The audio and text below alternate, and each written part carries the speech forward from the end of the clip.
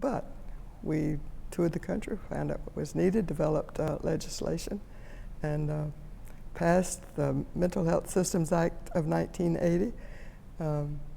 It passed through Congress 1 month before Jimmy, as he says, was involuntarily retired from the White House, and the incoming president put it on his shelf, never implemented it. It was one of the greatest disappointments of my life.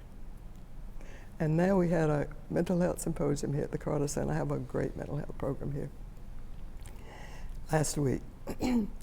And one of the people who worked with me in the White House, the program, the subject was the Affordable Care Act, and he did a comparison of what we did in 1980 with what the Affordable Care Act. It is almost identical.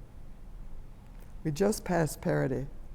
It was announced here, the final regulations. I had parity in the 1980 Mental Health Systems Act. I mean, it's really, things don't move very fast in the mental health field.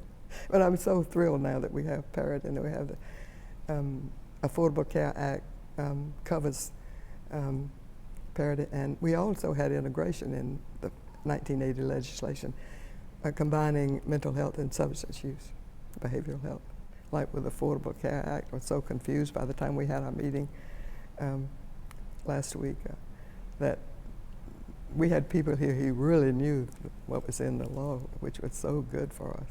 And then to have the parity regulations, that was, we found out the day before Kathleen Sebelius came that she was going to announce the final regulations, which I'd been talking to, passed the law in 2008. And I had been talking to her about it. She's a good friend. Her father was governor when Jimmy was governor. Her mother's a good friend. And I've been talking to her, get the regulations out.